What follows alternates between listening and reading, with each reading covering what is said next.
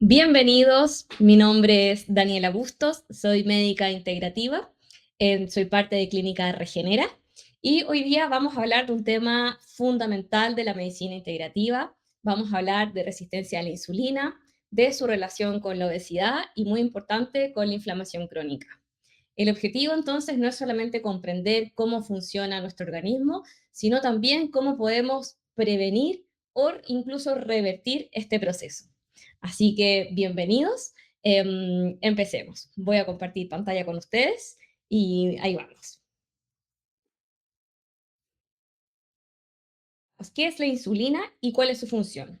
La insulina es una hormona clave que regula la entrada de la glucosa, es decir, del azúcar en nuestras células.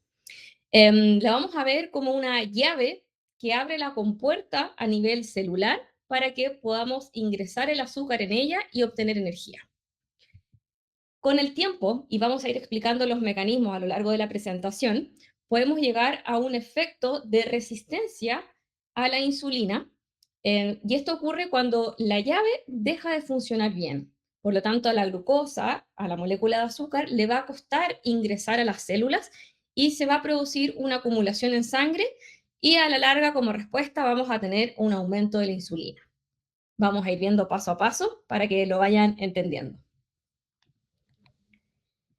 Entonces, a modo de introducción, cuando hablamos de resistencia a la insulina, no solamente tenemos que pensar que tenemos alta el azúcar, tenemos alta la insulina, sino que es un síndrome que va mucho más allá de los niveles que podemos encontrar en laboratorio, que incluso muchas veces van a parecer normales. Es un síndrome que afecta principalmente a músculo, hígado y tejido adiposo en sus inicios, y luego puede ir afectando a todo nuestro sistema. Por lo tanto, se relaciona con obesidad, con inflamación crónica de bajo grado y riesgo cardiovascular. Por lo tanto, el objetivo de esta charla es entender las causas, cómo funcionan estas moléculas a nivel de nuestro cuerpo, las consecuencias, y vamos a ver cómo podemos abordarlo desde la medicina integrativa. Entonces, durante años nos han enseñado a seguir una pirámide alimenticia en que en la base están principalmente los cereales y los carbohidratos.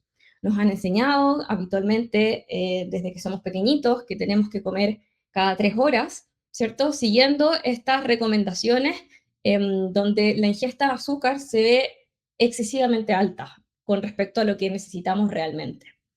Esto a lo largo del día y a lo largo de nuestra vida, por lo tanto, va a generar muchos pics de azúcar que podemos ver aquí en el gráfico, ¿cierto? A lo largo del día cada vez que comemos.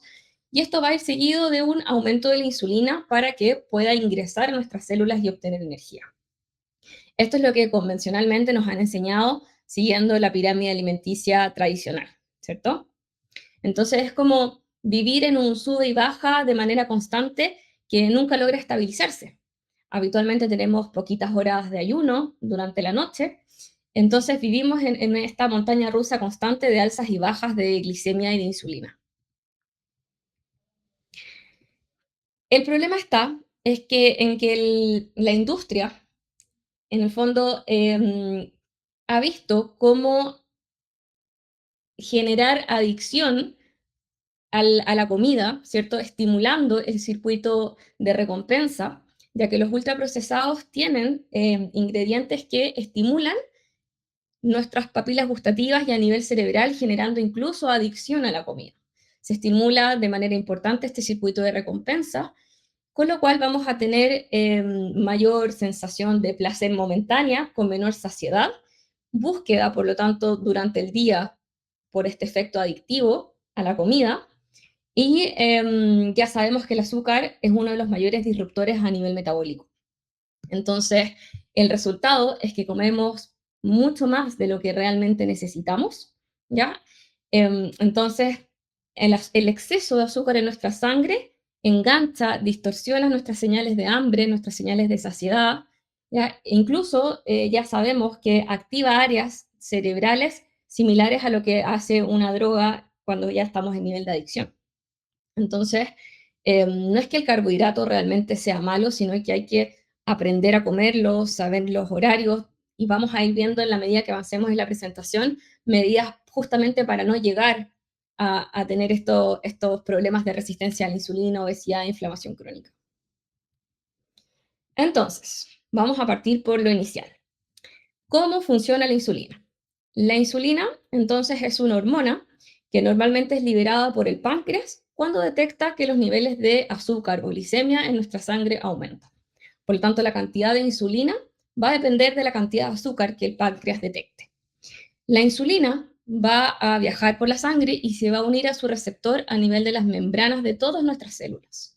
Esto va a inducir, como ven acá en el dibujo, una cascada de señalización a nivel de la célula, que en el fondo es un mecanismo de fosforilación que se llaman, no tienen por qué aprenderlo, ¿ya? Y el resultado es que los transportadores de azúcar, que en este caso son los GLUT4, que están guardaditos ahí en vesículas a nivel dentro de la célula, se expresen a nivel de la membrana y recién aquí la glucosa es capaz de ingresar a nuestras células. Este es el mecanismo tradicional, normal, fisiológico de cómo la insulina permite la entrada de azúcar en nuestra sangre. La insulina no solamente tiene este efecto, ¿ya? Permite entonces que aumente, o sea, que entre la molécula de azúcar en nuestras células, pero además estimula el proceso de glicogénesis, es decir, almacenamiento de azúcar principalmente a nivel hepático, también a nivel muscular, ¿ya? Pero principalmente hepático, por eso acá sale el dibujito del hígado, ¿ya? Inhibe la gluconeogénesis, que es un proceso dentro del hígado donde se generan nuevas moléculas de azúcar, porque en el fondo le está avisando, ya tenemos azúcar, y cuando ya los depósitos están llenos de glicógeno, la insulina es capaz de activar el proceso de lipogénesis. Esto quiere decir formación de moléculas de ácidos grasos a partir del azúcar. Por lo tanto, ya sabemos que la insulina tiene múltiples funciones. Esto es solamente en relación al metabolismo del azúcar. Vamos a ir viendo a lo largo de la presentación que también tiene otros efectos en otros órganos, pero ahora quiero que nos enfoquemos en este punto. Cuando tenemos exceso de azúcar en nuestra sangre, y esto lo sumamos a que no estamos utilizando, ¿cierto? En una vida sedentaria, ¿cierto? El exceso de azúcar se vuelve tóxico. Y lo que ocurre es que el exceso de grasa a nivel intracelular es lo que se conoce como lipotoxicidad.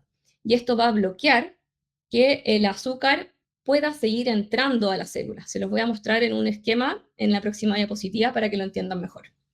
Por lo tanto, la misma grasa intracelular es la que bloquea que este receptor, que se llama GLUT4, se exprese a nivel de la membrana y no entre más azúcar. Le cuesta entrar el azúcar a la célula. ¿Qué es lo que ocurre? El páncreas, que está funcionando de manera perfecta, estamos hablando en los inicios, detecta que el azúcar no puede ingresar a las células y va a responder liberando más insulina para activar todos los receptores que hayan y estimular este proceso de que entre el azúcar adentro de la célula. Esta es la resistencia a la insulina y que responde como, vemos la respuesta como un hiperinsulinismo en nuestra sangre. ¿Ya? Entonces, ¿qué significa tener una resistencia a la insulina? Es cuando la llave deja de funcionar bien, la glucosa no puede entrar en nuestras células y se acumula en nuestra sangre. Aquí tengo el esquema que les comentaba, que va a quedar un poquitito más claro. Lo que ocurre acá, en este dibujito aquí arriba, la insulina se está uniendo a su receptor, desencadena toda la cascada de fosforilación que les conté antes para expresar los receptores de azúcar, los GLUT4 a nivel de la membrana. El azúcar ingresa a nuestras células y cuando ya tenemos un exceso de azúcar dentro, ¿cierto? Entra a la mitocondria para obtener energía, pero cuando ya ese proceso está lleno, hay demasiados intermediarios que nos indican no podemos más, se empieza a transformar en ácidos grasos, que es lo que sale acá. ¿Qué ocurre? Esos mismos ácidos grasos, que lo vemos aquí abajo, son capaces de bloquear esta cascada de fosforilación y la expresión de los GLUT4, es decir, el receptor de azúcar, está bloqueada. Es decir, no está el propio exceso de ácidos grasos dentro de la célula, es el que nos está diciendo no podemos almacenar más, no quiero que entres más. El problema está en que los hábitos de alimentación, los hábitos de actividad física, siguen igual. Seguimos en torno a una alimentación muy rica en carbohidratos, generando estas curvas durante el día cada vez más grandes. y el páncreas está respondiendo con un hiperinsulinismo por el otro lado. Entonces, este es el momento en que tenemos que actuar, incluso antes. ¿Ya? La resistencia a la insulina tiene una evolución clara y lo primero que ocurre es que hay una resistencia a nivel muscular. El músculo se satura, deja de responder de manera correcta a la insulina y luego el hígado empieza a ponerse resistente al efecto de la insulina, empieza a transformar mucho azúcar en ácidos grasos y ahí viene el concepto del hígado graso. Del hígado graso, por lo tanto, no es por un exceso de grasas en nuestra alimentación, sino que principalmente es por un exceso de azúcar en nuestra sangre, que ya no puede almacenar más azúcar en forma de glicógeno y empieza a transformar en ácidos grasos. Por lo tanto, aparece el hígado graso y con ello luego se afecta al tejido adiposo. ¿Qué ocurre en el tejido adiposo? Empieza a aumentar, ¿cierto? Empieza a generar mayor tejido y eso se asocia a inflamación crónica de bajo grado. ¿Por qué? Porque el tejido adiposo es un órgano, no solamente es un depósito de grasa, sino que funciona como un órgano endocrino. Y esto hay que tenerlo muy presente porque crecimos con el concepto de que nos aísla del frío, de que almacena energía solamente, pero en realidad sabemos que libera muchas hormonas y libera proteínas inflamatorias. Una de ellas es la leptina, que es una hormona que ya vamos a hablar un poquitito de ella, que es muy importante para todo el eje de la saciedad. Entonces, pero también libera factores proinflamatorios, como el factor de necrosis tumoral al alfa, la interleuquina 6, que no tienen por qué aprendérselo, solamente saber que eso va aumentando la inflamación crónica en nuestro cuerpo. Por lo tanto, el exceso de grasa nos lleva a una inflamación crónica de bajo grado. Quiero volver a esta diapositiva porque hay síntomas tempranos que nos van a ir avisando de que estamos ante la presencia de una resistencia a la insulina. Aquí principalmente vemos fatiga, antojos por lo dulce, por este sistema hedónico, ¿cierto? Que nos genera placer muy momentáneo, entonces estamos buscando el azúcar, estamos buscando la galletita durante el día, generando muchos pics de azúcar. Aumento de la grasa abdominal, principalmente, esto quiero remarcarlo, abdominal, acné, caída del pelo, sueño no reparador, y esto es porque sabemos que en el fondo la insulina está actuando a nivel de distintos tejidos, ¿ya? Luego, acá hay un concepto muy importante que ocurre de manera normal, de manera fisiológica en nuestro cuerpo, y es que luego de cada ingesta de comida se genera un grado de inflamación pequeñita, fisiológica en nuestro cuerpo, y que en el fondo nuestro propio organismo es capaz de revertir. Y este estado de inflamación luego de comer nos permite o le permite a nuestro sistema inmune reconocer los nutrientes como normales, reconocer alguna bacteria o algún tóxico como anormal y eliminarlo para que no se genere una infección o una inflamación mayor. Lo que ocurre, como nombramos, que el tejido adiposo es un órgano que libera proteínas inflamatorias, ya estamos con un nivel de inflamación más alto, ya tenemos el vaso medio lleno. Y lo que ocurre luego de cada comida es que aumenta aún más esta inflamación sistémica. Esto muchos pacientes lo relatan como, me siento peor luego de cada comida, me siento más fatigada, no tengo energía, me demoro mucho tiempo como en obtener esa energía del alimento que comí, y justamente es porque estamos viviendo con un nivel de inflamación muy alto. Lo que ocurre es que a lo largo del tiempo, con esta inflamación crónica de bajo grado, los macrófagos, que son parte de nuestro sistema inmunológico, cambian de un patrón antiinflamatorio a un patrón más inflamatorio o proinflamatorio.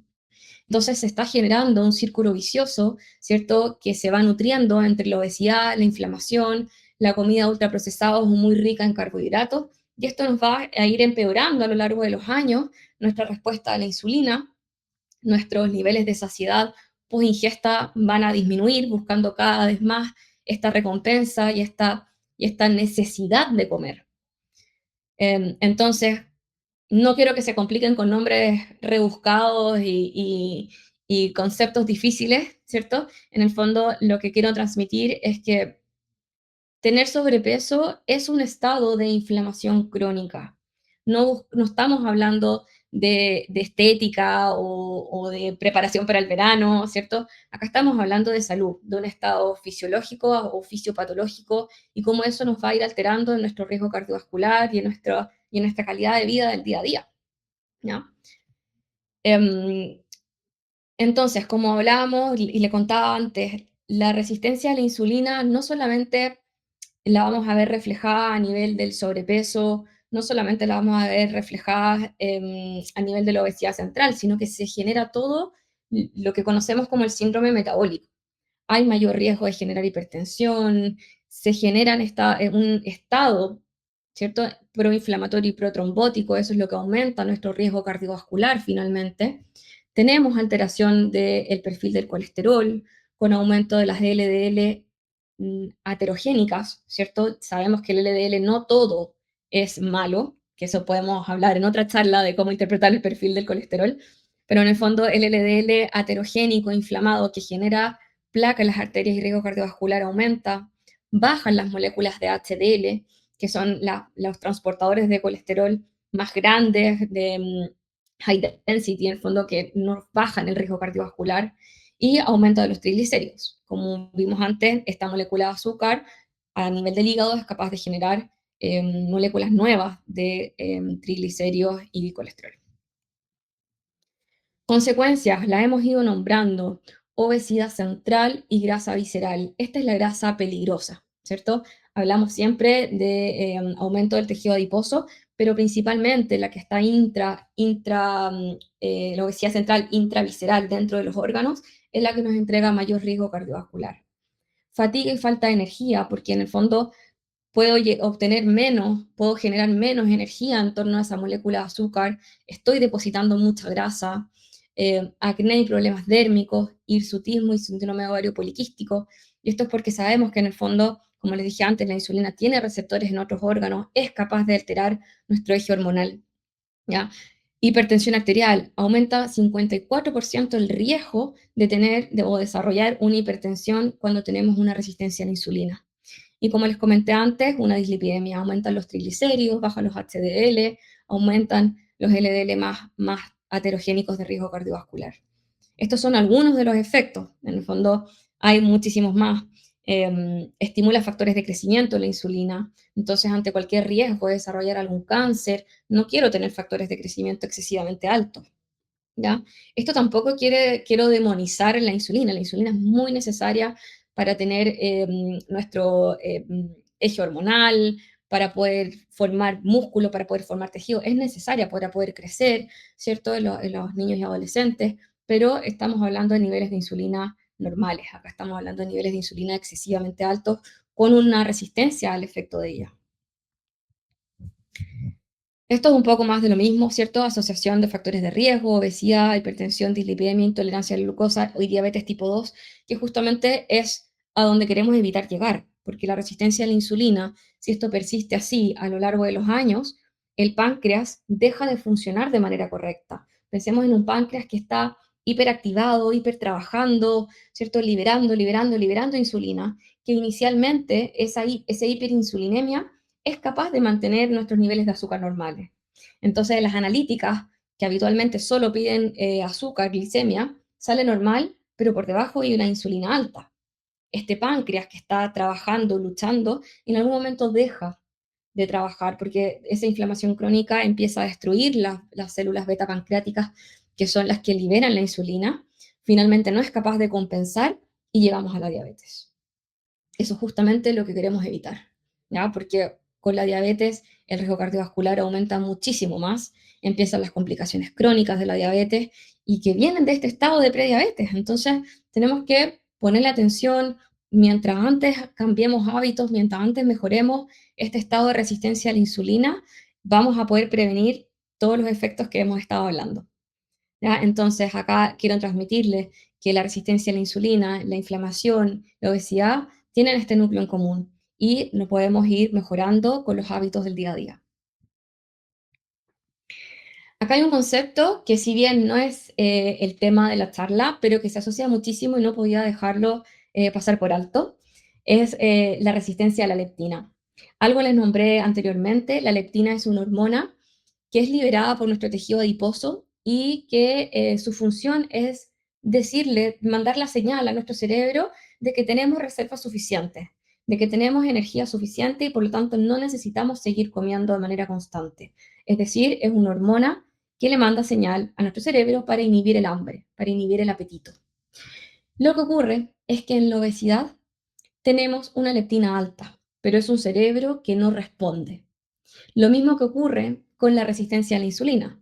Tenemos una insulina alta, pero no estamos respondiendo de manera correcta, pero esto ocurre a nivel de nuestro cerebro. Consecuencias, hambre constante. Es como realmente nuestro cerebro lo está interpretando como que tenemos un déficit de energía y tenemos que seguir comiendo.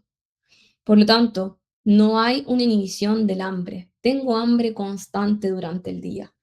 Que se genera una adicción a la ingesta de comida, pero tiene su causa fisiopatológica. O sea, estamos viendo que hay una resistencia al efecto de la leptina.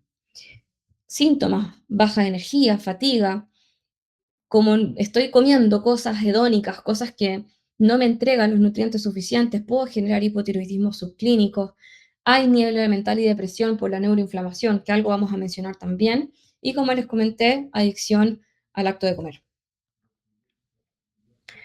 Neuroinflamación y metabolismo. La inflamación que se genera no es solamente a nivel del tejido adiposo, no es solamente a nivel del hígado, del páncreas, que son órganos que hemos ido mencionando, sino que también a nivel de nuestro cerebro.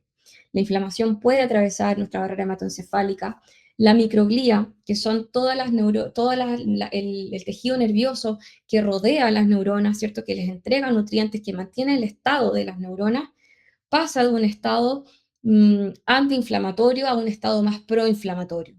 Y esto se asocia a los síntomas directamente de niebla mental, de depresión, de ánimo bajo, de apatía, ¿cierto? Y si eso lo asocio a otros factores que también van a ir alterando a nivel central, como el alcoholismo, falta de sueño, que es muy típica, ¿cierto? La alteración de nuestro ritmo circadiano, el estrés, y si eso lo sumo a una mala alimentación, claro, los síntomas a nivel central van empeorando a lo largo del tiempo. Bueno, y llegamos a la parte, yo digo, a la parte bonita, dónde podemos actuar, qué podemos hacer, ¿cierto? Y en el fondo la primera parte de la charla es un poco teórica, un poco, quizás hasta un poco más difícil, ¿cierto? Cuando no estamos relacionados con los conceptos, con las palabras, con los transportadores, un poco quería mostrárselos para que entiendan que detrás de las estrategias de alimentación y de hábitos del día a día, hay una causa fisiopatológica, queremos mejorar esa puesta de los glúteos, esa puesta del transportador a nivel de la membrana. ¿Ya? No es solamente decir por decir indicaciones, sino que tiene una base. Mm. Entonces acá es donde tenemos que poner manos a la obra. Y hay distintos pilares. Y uno de los pilares más importantes es nuestra alimentación. Ya vimos cómo la alimentación basada en la pirámide alimenticia convencional, en que ponen en la base los carbohidratos como que fuera lo más importante, y comer cada 3 horas, la verdad es que no nos está dando mucho resultado. Incluso cuando dejamos los ultraprocesados de lado, dejamos y seguimos basándonos en estas recomendaciones convencionales, eh, muchas veces no es suficiente. Y acá tenemos que ir a entender que los alimentos que estamos comiendo son información. Cada cosa que llevemos a nuestra boca es información. Entonces, lo principal en las comidas, primero es, por supuesto, reducir la carga glicémica, es decir, la cantidad de azúcar que estoy comiendo a lo largo del día, ¿ya? Pero hay que verlo desde otro punto de vista. Yo se los propongo como aprender a nutrirnos. Y aprender a nutrirnos implica principalmente darle la importancia a la ingesta de proteínas. La proteína en nuestra alimentación es muy, muy importante porque nos permite reparar, nos permite formar estructura. Las hormonas son proteínas, las enzimas para poder digerir y hacer todas nuestras reacciones químicas en nuestro cuerpo son proteínas. Entonces, hay que darle la importancia que merece. Y en la alimentación convencional estamos con un déficit de proteínas muy importante. Entonces, cuando yo hablo con mis pacientes, le digo, mira, tenemos que comer esta cantidad de proteínas durante el día, concentrarlo en menor cantidad de comidas más densas nutricionalmente, quedan muy impresionados porque me piensan que les estoy indicando una dieta hiperproteica cuando en realidad es una dieta normoproteica. Y acá ya sé que viene la pregunta, ¿cuánta proteína, cuánto? Lo podemos ir desglosando, pero la recomendación clásica es 1,2 gramos por kilo. Y aquí lo importante también es espaciar las comidas, ¿ya? Nuestros antepasados, si nos fijamos, yo siempre hablo del cazador-recolector, ¿cierto? No estaba comiendo cada 3 horas, no tenía disponibilidad de comida en todo momento, ¿cierto? Entonces, lo ideal es comer menor cantidad de veces, pero más denso, que esa comida me esté nutriendo. Acompañado de la proteína, tenemos que pensar que ese plato tiene que llevar alguna grasa saludable. Aguacate, aceite de oliva, por ejemplo, o sea, por supuesto, virgen extra, olivas, frutos secos que acompañen esa ensalada. Siempre hay que pensar en una grasa y los vegetales a libertad. Aquí el plato tiene que ser de colores, ¿ya? Y esto hay que considerarlo tanto, la ingesta de proteica tiene que estar en nuestro desayuno, en nuestra comida, en nuestra cena, ¿ya? Las colaciones, snacks, meriendas entre las comidas siempre van a ir con un porqué y viendo la realidad de cada paciente. O sea, en un paciente que tiene una resistencia a la leptina no le puedo dejar comer tan poquitas veces al día, tenemos que ir paulatinamente mejorando este metabolismo, ¿ya? Pero conceptos generales, entonces, preocuparnos de la ingesta de proteína, de la ingesta de grasa, de vegetales, que nuestro plato sea colorido, y los carbohidratos, aquí, ojo, no quiero generar una carbofobia, una idea de que no tenemos que comer carbohidratos. Acá hay que saber comer y elegir los carbohidratos correctos, principalmente basados en vegetales, como la patata, como el boniato, ¿cierto? Camote, nosotros le decimos en mi país, ¿cierto? Los cereales, priorizar la ingesta de arroz basmati, de quinoa, que son carbohidratos que en el fondo no me elevan la glicemia de manera importante y no me están generando inflamación a nivel de nuestro intestino. Estas recomendaciones son como las generales que les puedo hablar en torno a la nutrición. El movimiento debe ser progresivo, debe ser desde el inicio. Ya sabemos que en el fondo no tenemos que esperar una baja de peso importante o sentirnos con mayor energía para recomendar ya iniciar el movimiento. Aquí lo importante es empezar de a poquitito, de manera fisiológica. Caminatas durante la mañana o durante el atardecer. Empezar por ahí. O sea, alguien que no hace deporte, no podemos pensar que vaya a una clase de spinning o una clase de body combat, que a mí me encanta, ¿cierto? Em, pero empezar de a poco, con caminatas a la cuadra, 5 minutos, solo esa persona se va dando cuenta que quizás 2 semanas después, 5 minutos le queda corto y lo aumenta a 10, pero tiene que ser desde el inicio. En el fondo tenemos que utilizar esa gran cantidad de energía que tenemos almacenada, primero como azúcar y luego lograr con estos cambios la flexibilidad metabólica que en el fondo nos permite utilizar tanto el azúcar como las grasas como combustible. A ese estado queremos llegar, ¿ya? Por supuesto, identificar y tratar todos los focos inflamatorios. Hablamos de que el sobrepeso y la obesidad ya nos deja con un nivel de inflamación un poquitito más elevado, ¿cierto? El vaso más lleno. Entonces, todo lo que signifique bajar ese estado inflamatorio ya me está mejorando nuestra calidad de vida, nuestro día a día, nuestra resistencia a la insulina, ¿ya? Intervenciones evolutivas como el ayuno, bueno, un poco acá lo que ya les comentaba, ¿cierto? De la flexibilidad metabólica. El ayuno es algo que es natural de nosotros. Nuestros antepasados, como hablamos, no tenían disponibilidad de comida a cada rato ni cada 3 horas.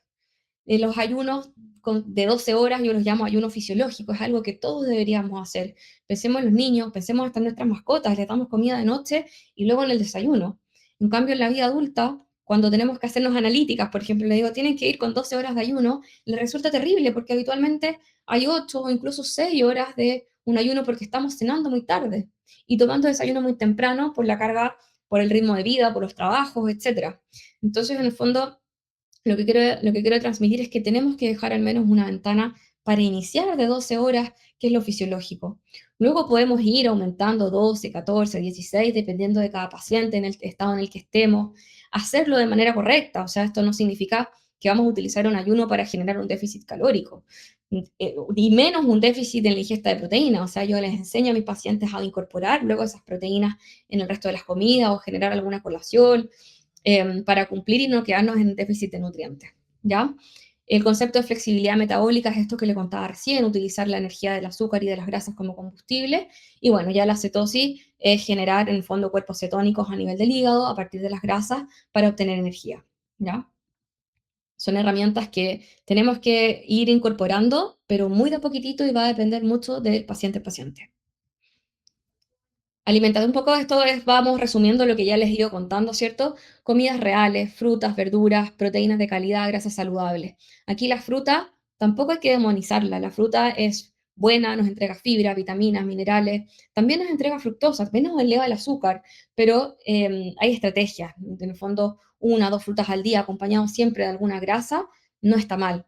De nuevo, va a depender de cada paciente en el estado en el que estemos, de cómo estén sus analíticas, de cómo esté, cómo sean sus hábitos, etcétera. Bajar la carga glicémica, limitar las harinas, sobre todo las harinas refinadas, ¿cierto? Azúcares ultraprocesados. Priorizar la ingesta de harinas, por ejemplo, de harina de almendras, ¿cierto? De coco, que nos entregan nutrientes. No solamente nos está entregando energía, como una harina de trigo, por ejemplo, que nos entrega solo azúcar e inflamación. Aquí estamos hablando de que una harina de almendras nos entrega incluso algo de proteínas, nos entrega grasas saludables, espaciar las comidas, ¿cierto? Esto nos permite romper las montañas rusas de azúcar que lo vemos aquí en el gráfico, ¿cierto? La línea roja sería la glicemia durante el día en una alimentación convencional, ¿cierto? En que estamos comiendo cada 3 horas o menos incluso, seguido por los picos de insulina. Cuando cambia una alimentación con menor cantidad de carbohidratos o menor o carga glicémica en el fondo y espacio las comidas, logro que estos picos sean menos durante el día y un poquitito más estables. ¿Ya? Ayunos intermitentes como herramienta evolutiva, ¿cierto? Eso, y siempre pensar en una pirámide alimenticia en que tengamos en la base los vegetales, que tengamos las proteínas, grasas saludables, ¿cierto? Carbohidratos complejos, les dije recién cómo comerlos, incorporar la patata, incorporar el boniato, incorporar fruta, ¿cierto? Pero de manera inteligente y no a cada rato, ¿ya? Y por supuesto, fuera los ultraprocesados. Y yo sé que viene la pregunta, ¿qué suplemento me puede ayudar? ¿Qué puedo hacer? ¿Cómo me puedo beneficiar? ¿Cierto? Bueno, yo siempre hablo del omega 3. El omega 3 y el magnesio son suplementos que yo podría indicar al mundo. El omega 3 nos ayuda con el perfil del colesterol, nos ayuda a reducir los triglicéridos y principalmente, y muy importante, nos ayuda a bajar la inflamación sistémica. Cambia este patrón de nuestro sistema inmune desde un estado inflamatorio y lo desvía hacia la antiinflamación. ¿Ya? ¿En qué dosis? ¿Cuánto? Acá siempre hay que combinar EPA y DHA. ¿Ya? El EPA nos habla de un efecto más antiinflamatorio y el DHA nos habla de un efecto más a nivel central. 1 o 2 gramos al día. Ya recuerden, siempre tiene que estar certificado por IFOS o por alguna certificación que sea baja en metal pesado. ¿Ya? Vitamina D. La vitamina D ya es considerada una hormona, ¿cierto? Que nos ayuda a mejorar nuestro sistema inmune, que nos ayuda a nivel del metabolismo del calcio, que nos ayuda con el ánimo, con los vértigos. Bueno, cada vez tiene más funciones, ¿cierto? La dosis va a depender de cada uno, en realidad, de la exposición al sol. Aquí no tenemos déficit por falta de suplementación, tenemos déficit por falta de exposición al sol y a la naturaleza. Entonces va a depender un poco de los niveles que yo tenga y de mis hábitos, cuánta vitamina D vamos a dejar, ¿ya? Se habla de alrededor de unos 4.000 a 5.000 unidades, pero en el fondo eso va a depender mucho de los niveles de cada uno.